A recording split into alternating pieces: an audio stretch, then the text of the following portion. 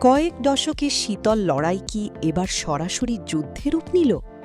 Saudi আরবের গোপন হামলায় কেঁপে উঠেছে ইরান। বার্তা সংস্থা রয়টার্সের দাবি অনুযায়ী আধুনিক ইতিহাসে এই প্রথম রিয়াদ সরাসরি তেহরানের মূল ভূখণ্ডে ক্ষেপণাস্ত্র হামলা চালিয়েছে। পর্দার আড়ালে চলা এই অপারেশন যেন এক নতুন মহাপ্রলয়ের ইঙ্গিত।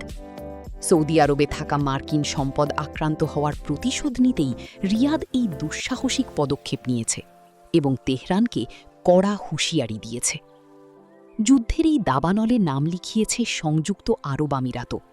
ওয়াল স্ট্রিট জার্নালের দাবি, ইরানি তেল শোধনাগারে গোপনে বিমান হামলা চালিয়েছে আবুধাবি। অন্যদিকে লেবানন সীমান্তে হিজবুল্লাহর ড্রোন আর রকেট হামলায় এখন কোণঠাসা ইসরায়েলি বাহিনী।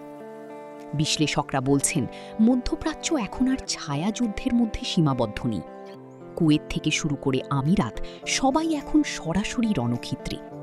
পারস্য উপসাগরের নীল জলরাশি যে কোনো মুহূর্তে যুদ্ধের রক্তে লাল হয়ে উঠতে পারে।